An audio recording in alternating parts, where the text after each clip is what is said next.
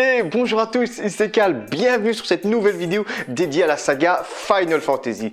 Aujourd'hui, on va parler de mon personnage secondaire préféré dans Final Fantasy, Auron, le meilleur personnage, best ever, tout ce que vous voulez. Et là, d'habitude, je suis conciliant, je veux bien comprendre, mais là, il n'y a pas photo. Il y a trop de puissance, trop de charisme avec Auron. Oh, je suis exalté, je suis chaud rien que de vous en parler. Et aujourd'hui, avec cette vidéo, je vais vous expliquer un petit peu l'histoire d'Auron, le départ, comme pour Squall, Tidus et Yuna. Ensuite, je vais vous décrire le physique ainsi vestimentaire du personnage. Et ensuite, vous donner mon ressenti et vous expliquer avec des faits concrets, comme d'habitude, pourquoi Auron est le meilleur personnage secondaire de Final Fantasy. Et j'ai bien dit le meilleur, pas mon meilleur. Il n'y a pas de démocratie. Je déconne. Mais voilà, je vais vous expliquer pourquoi, pour moi, Auron est le best personnage secondaire de toute la saga Final Fantasy. Vous êtes prêts?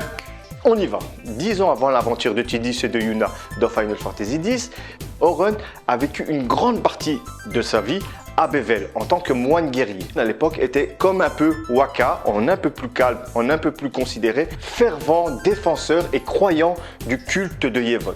Ce dernier était un prodige, que ce soit dans tout ce qui est tactique ou encore combat arts martiaux. Et il avait un brillant avenir devant lui. Un jour, il a été décidé par les hauts gradés du culte de Yevon de faire progresser Auron dans la hiérarchie du culte de Yevon. Mais pour cela, il fallait que Auron épouse la fille d'un haut seigneur du culte de Yevon. Ce dernier, droit dans ses bottes, a automatiquement refusé, car pour lui, s'il doit devenir un haut supérieur, il doit le mériter avant toute chose. Malheureusement pour lui, les hautes instances du culte de Yevon ne vont pas apprécier la décision d'Auron. Kinok, qu'on peut voir dans Final Fantasy X, lui va accepter le deal et va épouser la fille du haut dignitaire du culte de Yevon. Et à ce moment-là, lui deviendra un seigneur de Yevon, comme on l'explique dans le jeu Final Fantasy X. Plus tard, Auron va faire la rencontre de Braska et il va être profondément touché par ce dernier. Et cette rencontre va changer entièrement sa vie dans tous les sens du terme. C'est ainsi que Auron va décider de devenir le gardien de Braska aux côtés de Jecht. Auron va faire tout le pèlerinage avec Braska et comme pour Tidus et Yuna, il va découvrir malheureusement pour lui, la réalité du culte des Yevon. Plus tard, une fois arrivé à Zanarkand, il va aider Jecht et Braska à avoir l'ultime Aeon, mais malheureusement, ses deux meilleurs amis vont perdre la vie. Auron, scandalisé, va retourner chez Yunalesca, dans un moment de colère, va engager un combat contre elle et malheureusement mourir juste après. C'est ainsi qu'avec ses dernières forces, il va descendre le mont Gagazet et prévenir Kimahri qu'il ne connaît pas, d'aller à Bevel, de chercher Yuna et de la ramener à Bayside où elle pourra vivre en paix. Malgré être mort lors du combat contre Yunalesca, ce dernier a encore deux promesses à tenir.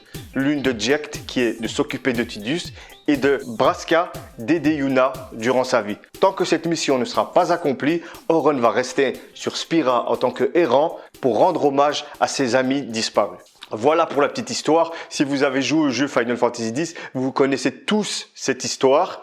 Mais c'était juste une piqûre de rappel pour vous montrer l'esprit de Auron, le caractère. Comment est-il en tant que personne? Auron, c'est quelqu'un de fier. Il veut quelque chose, il doit le mériter. Il aurait pu devenir, comme Kinok dans Final Fantasy X, un haut seigneur de Yevon, mais lui, il n'a pas accepté car pour lui, il ne l'avait pas encore mérité. Et là, on voit déjà l'état d'esprit de ce dernier. Il est fier comme un samouraï. Maintenant, on va plus parler de l'aspect, on va dire, le design que lui a donné Tetsuya Nomura. Quand on voit Auron, on voit directement qu'il a l'habit d'un samouraï. Son katana est juste immense, mais il est trop stylé. Rien que avec son apparence, l'habit que lui a donné Tetsuya Nomura, comme pour Yuna, on peut déjà voir le rôle qu'il va avoir dans le jeu. Yuna, comme je l'avais dit dans ma précédente vidéo sur cette dernière, allez-y la voir si vous ne l'avez pas vue. Cette dernière est habillée comme une prêtresse, mage blanche automatiquement. Quant à Auron, lui, c'est plus dans la symbolique, dans l'état d'esprit. Il est habillé comme un samouraï et il a l'état d'esprit d'un samouraï ou on va dire même du Bushido. En tant que samouraï, Auron avait un maître. Ce dernier n'était autre que Braska. Mais comme Braska est mort, ce dernier est devenu un Ronin. ceux qui ne savent pas ce que c'est, un Ronin est un samouraï sans maître. Et c'est exactement la définition de Auron. Sauf que ce dernier est mort, était un errant. Pour l'apparence, comme je l'avais dit dans une des vidéos sur Final Fantasy, Auron, quand il est mort, il avait 25 ans. Il avait cette tête-là. Et dans Final Fantasy X, Auron a cette tête-là. Tout simplement, c'est que quand on meurt dans Final Fantasy et qu'on devient un errant, on garde l'apparence qu'on avait lors de notre mort. Et comme vous pouvez le voir, il y a une petite incohérence. En fait, l'explication est toute simple. Tetsuya Nomura a décidé de vieillir Auron de 10 ans pour avoir plus de cachet, ce côté mentor. Et heureusement, Tetsuya Nomura, merci parce que il est trop stylé comme ça. Il a... Oh, quel design, mais il a un design de malade mental. Dans le jeu, Auron est plus un tank. Je m'explique, on va dire que c'est un paladin japonais, d'accord? C'est le samouraï. Et en fait, au début du jeu, parce que dans Final Fantasy X, après, à la fin du jeu, tout le monde peut tout faire.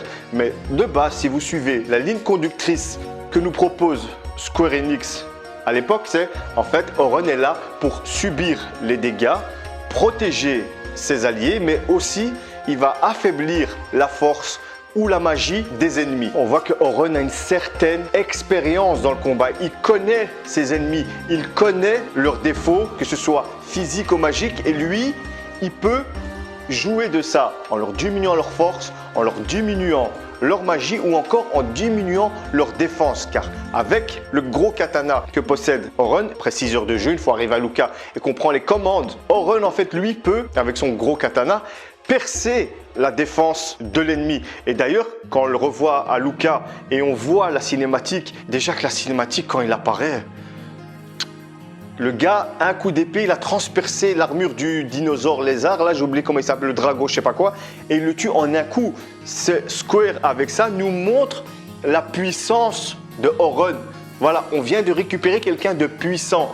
Et Auron est puissant dans la force, mais aussi dans la sagesse et dans la connaissance. Car automatiquement, à ce moment-là, Auron devient le mentor de Tidus, vu la promesse qu'il a fait à Jack, mais aussi le gardien de Yuna. Et en plus, avec son kimono de samouraï là, rouge, oh ça déchire, quelle classe! Quelle classe! On ne peut pas dire que Auron est pourri, il n'a pas de design, non! Non, non, je suis désolé. Aujourd'hui, pour cette vidéo, pour la première fois, je ne suis pas d'accord avec vous et Auron, c'est le plus stylé. Oh là là là là là, ça fait bizarre de dire ça, ça fait bizarre. Mais faut dire ce qu'il y a. Auron, quand je pense à lui, c'est la classe, c'est le mentor, c'est le personne d'expérience. Et en plus, c'est ça qui joue avec lui, c'est le charisme. Oh! Aucun personnage secondaire n'a autant de charisme que Auron. Vous pourrez me dire ce que vous voulez. Maintenant, on va parler en fait de son rôle dans le groupe. Qu'est-ce que ramène Auron dans le groupe? En fait, Auron, ça va être clairement le vieux. Bon, à 35 ans, ça va dire, même je suis un vieux. Oh. Il va ramener l'expérience de son précédent pèlerinage. Auron, on l'appelle le gardien légendaire parce qu'il a survécu et il connaît la vérité. Pourtant, normalement, dans la logique des choses, il aurait pu, dès à Luka, dire à Tidus et à Yuna, voilà ce qui va se passer, voilà ce qui va se passer. Non, parce que si Auron fait ça, il nous gâche notre aventure sous l'excuse de tu dois faire ton propre chemin. This is your story. C'est ton histoire, ça veut tout dire. Et Auron est là, il les guide, mais sans leur dire la vérité parce qu'ils doivent tomber pour se relever et pour comprendre les choses. Et ce que j'aime bien dans le personnage de Auron, c'est ce maître, c'est un maître que quand il est là, t'as bon. Mais par exemple, t'as des scènes dans l'histoire où il est très sérieux, tu vois. Quand on est à côté d'Auron, voilà, on n'a pas envie de broncher, c'est Auron, il est chaud. Mais t'as des scènes, par exemple, quand ils sont au temple de Djose, le temple électrique, à un moment, tout le monde attend Yuna devant la porte et en fait, cette dernière est en train de dormir et nous, on joue Tidus, on va aller la réveiller et on voit qu'elle était tellement fatiguée, voilà, qu'elle ne s'est pas réveillée et à ce moment-là, elle va commencer à se préparer en vitesse, elle va sortir et tout le monde va commencer à se foutre d'elle. Mais voilà, c'est bon enfant, c'est pour rigoler. Et voilà, Waka par exemple, il dit ouais, Sleepyhead, ça veut dire la dormeuse. Et tout le monde commence à rigoler et après, nous on attend la réaction de Auron, tu vois. Et lui, il fait partie de ce groupe et à un moment, lui-même, il va sortir une blague. Et j'ai kiffé ce moment parce que c'est plus qu'un mentor, c'est plus c'est un ami. Ah, il fait partie du groupe, c'est un gardien au même titre que les autres, alors que pour lui, alors que normalement, lui, il a un cran au-dessus. Et on voit que c'est lui qui décide dans le groupe. On va faire ci, on va faire ça. C'est ça qui est bien, mais avec une force tranquille. Et à un moment, il va sortir une blague. Bon, c'est une petite blague, hein, mais il va dire à Yuna, on va repartir dès que madame sera recoiffée. Mais il dit ça en rigolant. Et ça fait plaisir de voir... Ça fait plaisir de voir cette scène parce que ça va toucher Yuna plus tard dans le jeu. À un moment, il lui dit « Ouais, mais même vous, Oren, vous vous foutez de moi. » Et après, on voit tout le groupe rigoler. Et ça fait du bien parce que c'est ce qu'elle veut, Yuna. Et Oren, il le sait. Il sait qu'elle veut un groupe où ça rigole, où tous ses gardiens s'entendent bien et il rentre dans le jeu. Il n'est pas à part. Pourtant, normalement, c'est le rôle qu'il doit avoir. Mais non, ça passe et ça donne de la force à Yuna et ça donne une cohésion au groupe. Et durant tout le jeu, on voit une petite évolution d'un Oren calme, très réfléchi, on va faire ci, on va faire ça. Petit à petit, il commence à rigoler avec le groupe jusqu'à la fin, oh là là. Quand on arrive, par exemple, à l'opération Mienne, là, on voit, Oren, il dit, tout ce qui va se passer, ça va servir à rien. Et après, à ce moment-là, il découvre que Kinok, il est devenu un maître parce que dans le jeu, il fait Kinok, Master. Il voit les entourloupes, en fait. On voit que Kinok, c'est un bouffon, c'était un bête soldat à l'époque. Et lui, il est devenu un maître pour dire que c'est la mascarade. Et à la fin de l'opération Mienne, il voit que tout ça servira. Puis il va chez Tidus, il lui dit, maintenant tu as la preuve qu'on ne peut pas tuer Sin avec des machines. Impossible. Et petit à petit, il nous élève et on le voit évoluer avec le groupe. Ça déglingue. C'est plus qu'un personnage secondaire. C'est un pilier du groupe parce que c'est lui qui guide le groupe. Et à la fin, quand on arrive à Zanarkand, quand on arrive dans la Cité des Morts et on commence l'exploration, on voit le fantôme de Oren 10 ans avant avec Braska et tout. Et on voit qu'il est inquiet. Non, faut pas parce qu'ils ont découvert qu'il va mourir. Et Oren, il parle pas. Alors qu'on voit des scènes, c'est choquant pour ceux qui découvrent l'histoire. Oh merde et tout, il arrivait ça à Braska, il est arrivé ça. Et Oren, il parle pas. Il parle pas et ça déchire. Et à un moment, ils arrivent en face de Yunalesca et là, spoil, ils découvrent que c'est une mascarade, c'est le fantôme qui découvre. Et on voit le combat à la fin de Oren qui revient chez Yunalesca pour se battre, pour venger ses amis parce qu'ils sont morts. Et on voit qu'il lui donne un coup. Elle, bon, voilà, c'est une magicienne. Bim, elle l'a tué en un coup. Et là, il tombe. Le fantôme, il tombe. Et on voit quelle scène. Il arrive comme ça, tout sérieux. On le voit de haut comme ça. Et on voit son fantôme en dessous. Et lui, on le voit. Et là, il pète un câble. Il prend le katana. Il fait ah. Il s'énerve parce que il s'énerve devant cette faiblesse qu'il était avant parce que pour lui, c'est à cause de lui que ses amis sont morts. Lui, c'est le survivant. Il a survécu dans le sens où lui, il est resté un errant. À ce moment-là, lui, il avait survécu et il a la haine. Et on ne s'attend pas à ça de Oren. C'est un personnage travaillé de ouf. Et tu le vois, il s'énerve, il tape. Ah. Et puis après, Yunalesca se ramène. Et là, Yuna et tout le bazar, ils vont découvrir la vérité, comme quoi en fait Yuna va mourir, mais aussi un des gardiens. Et à ce moment-là, Oren, il nous motive avant le combat. Maintenant, vous savez la vérité. Vous deviez venir jusqu'ici par vos propres moyens pour comprendre parce que ça doit vous toucher. Parce que si moi je vous dis, ouais, ça, c'est pas le même impact que de vivre la situation, que de découvrir. C'est pour ça que, comme je le dis tout le temps, c'est pas la destination qui compte, c'est le chemin parcouru parce que pendant ce chemin, vous évoluez, vous grandissez, vous prenez en maturité. Et c'est à ce moment-là que tout le monde découvre la supercherie qui est le culte de Yevon. Et à ce moment-là, Oren leur dit maintenant, si vous voulez sauver Spira, vous devez le faire de votre propre main, vous devez trouver une situation parce que c'est vous la jeunesse d'aujourd'hui. Oren, il est mort à ce moment-là. Lui, c'est plus ses affaires. Lui, il est là pour guider Tidus et Yuna.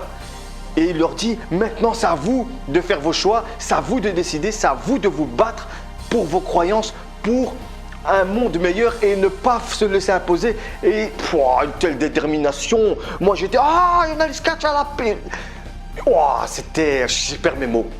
Ça, c'est des personnages, ça, c'est du Final Fantasy, ça, c'est des personnages bien construits qui nous motivent parce que clairement, Oren, depuis Lucas jusqu'à la fin, on voit une progression, on voit un mentor froid qui prend les décisions, ta gueule, vous venez, on va par là, un point bas. Parce que dès qu'il arrive, il dit, on va aller là, voilà, on voit, il est quand même assez froid et tout le bazar.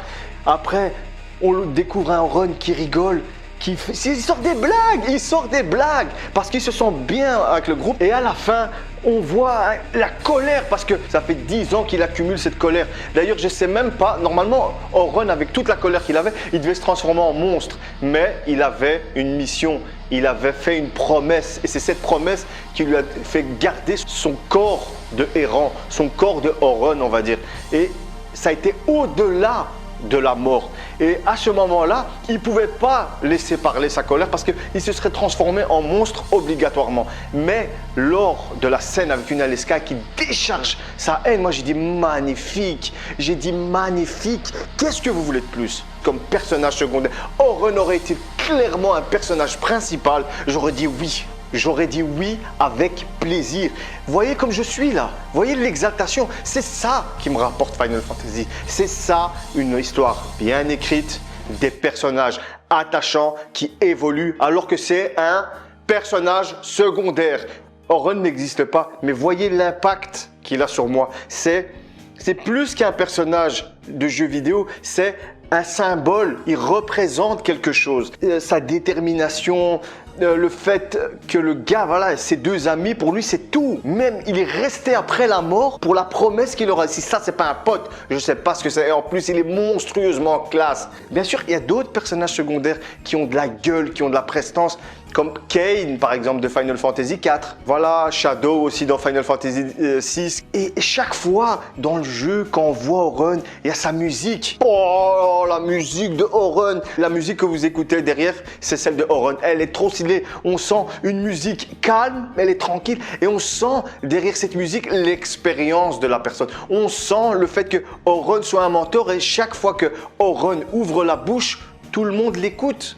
C'est quand même lui qui va nous sortir Sin Eject. C'est ton histoire. C'est Auron, ça sort de la bouche de Auron. Pourquoi? Parce que Auron, c'est lui le messager. C'est lui qui sait, c'est lui qui connaît, c'est lui qui apprend les choses, que ce soit au groupe. Et là, après, on me dit qu'Auron, il n'a pas de la gueule. Oh. Moi, à l'époque, il y avait eu un petit bazar avec le bouffon là dans Final Fantasy XII, là, Bash. Oh mon Dieu.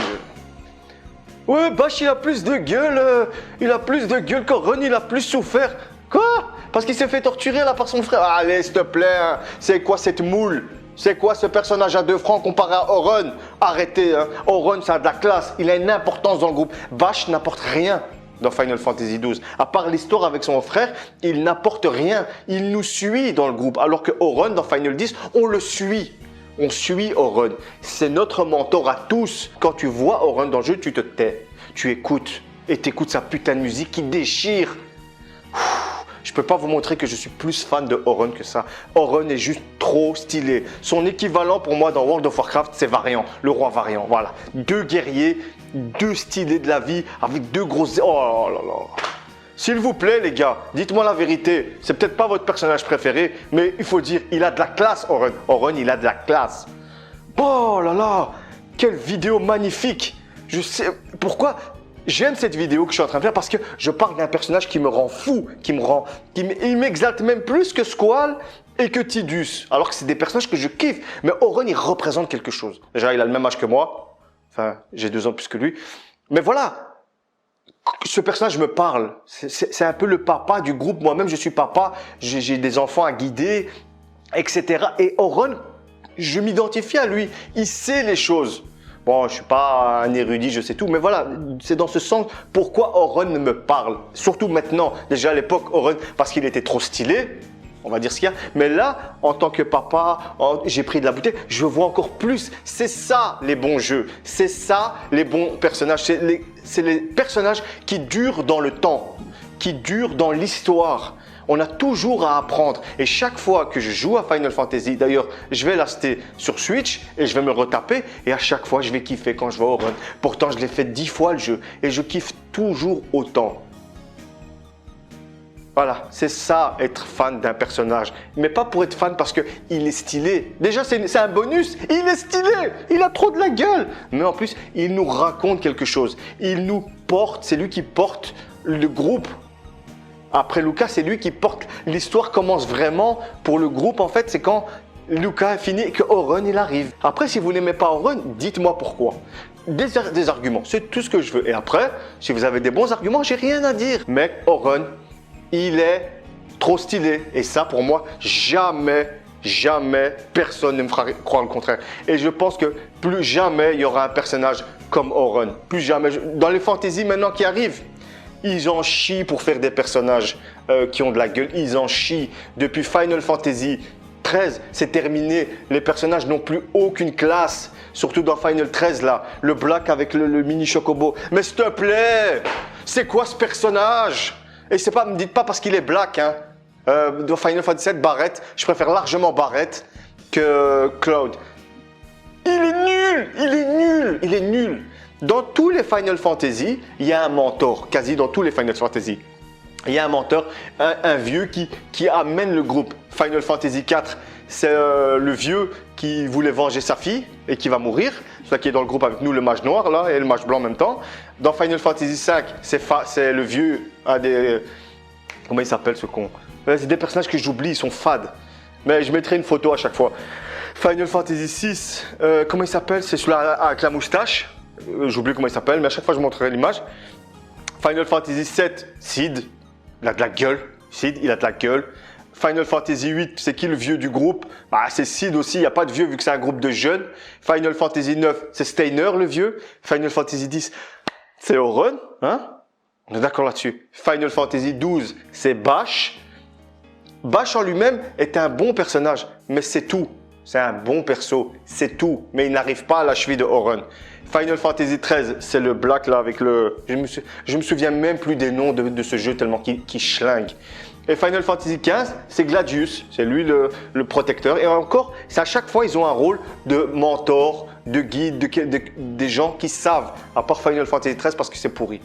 Mais voilà, tous les personnages secondaires, mentors, ils ont un certain charisme parce qu'ils ont du vécu. C'est ça, ils ont du vécu, ils connaissent des choses et c'est ça qui font d'eux des personnages importants. Et pour moi, pour finir, Auron est le must du must, tout simplement. Merci d'avoir regardé cette vidéo, c'était une vidéo purement fan. Hein. Parce que là, si vous me dites que je ne suis pas objectif, ok, je m'en fous. Mais c'est pour vous faire ressentir pourquoi j'aime Auron, tout simplement. Un grand merci à vous et à une prochaine fois pour une autre vidéo sur Final Fantasy. Ciao.